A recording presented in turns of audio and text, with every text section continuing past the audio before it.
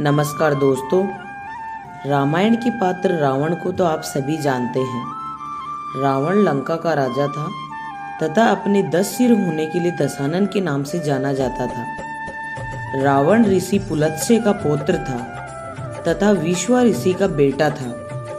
ये लोग तो ब्राह्मण थे, परंतु रावण की मां केकसी राक्षस कुल की थी। इसी कारण रावण भी राक्षस कुल का कहलाया। रावण सारस्वत कुल का ब्राह्मण होने के साथ साथ परम शिव भक्त, उद्धट राजनीतिज्ञ, महापराक्रमी योद्धा, अत्यंत बलशाली, शास्त्रों का प्रखर ज्ञाता, प्रकांड विद्वान, पंडित एवं महाज्ञानी था। उसने सोने की लंका बनवाई थी जो स्वर्ण नगरी कहलाई। लक्ष्मण अयोध्या के राजा दशरथ के सुपुत्र एवं श्री राम के अनुज थे। जब रावण मृत्युशैया पर था, जब श्री राम ने अपने प्रिय भ्राता लक्ष्मण को रावण के पास ज्ञान लेने के लिए भेजा था, रावण ने लक्ष्मण को ये 3 बातें ज्ञान की बताई थी। वह बातें हम सभी को जाननी चाहिए। यह वह समय था जब रावण भूमि पर लेटे हुए अपनी अंतिम सांस का इंतजार कर रहा था।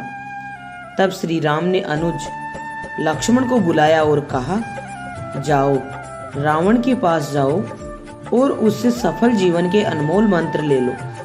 यह बात सुनकर पहले तो अनुज लक्ष्मण श्री राम की बात पर कुछ संदेह हुआ।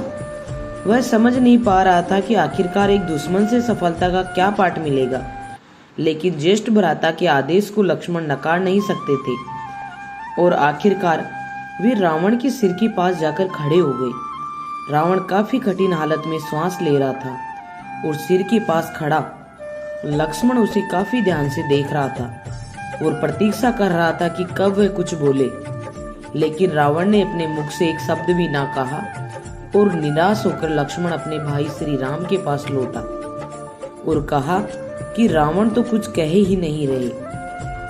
तब श्री राम मुस्कुराए और बोले, जब हमें किसी से शिक्षा प्राप्त करनी हो तो कभी भी उसके सिर के पास खड़े नहीं होना चाहिए। जाओ, रावण के चरणों के पास जाकर हाथ जोड़कर प्रार्थना करो, वे तुम्हें सफलता की कुंजी अवश्य प्रदान करेंगे।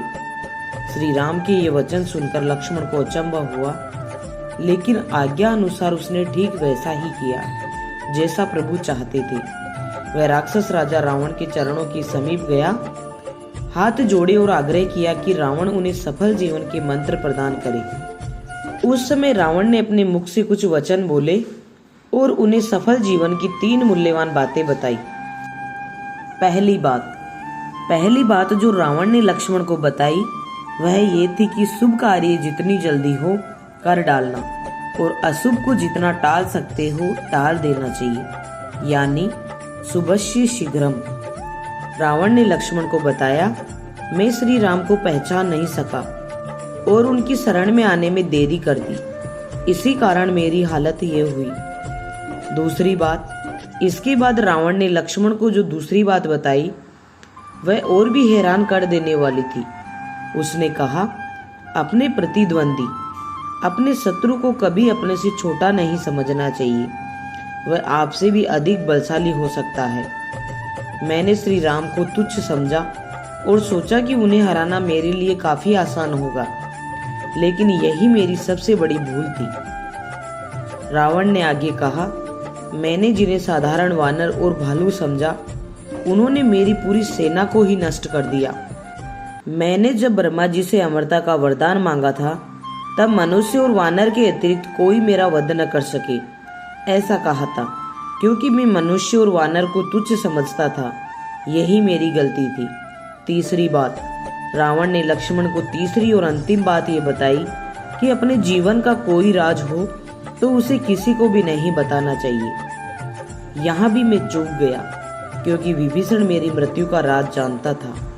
अगर उसे मैं ये न बताता तो शायद आज मेरी ये हालत ना होती। देखा आपने दोस्तों, रावण अपने अहंकार के कारण बुराई के रास्ते पर चल पड़ा, नहीं तो वह महाज्ञानी, महापंडित था। इसी प्रकार हमें हमारे ज्ञान पर कभी भी संदेह नहीं करना चाहिए, कभी अहंकार नहीं करना चाहिए और सदैव सत्य का मार्ग अपनाना चाहिए। रावण ने लक्ष्मण को जो बातें बताई वह हमें हमारे जीवन में अवश्य लागू करनी चाहिए। अगर आपको हमारा ये वीडियो पसंद आया है तो प्लीज़ इसे लाइक करें और अपने दोस्तों के साथ शेयर करें। साथ ही हमारे YouTube चैनल पर नए हैं तो चैनल को सब्सक्राइब करना ना भूलें। मिलती हूँ एक नई कहानी और नए रहस्य के साथ। तब तक अपना ख्याल रखिए। धन्यवाद।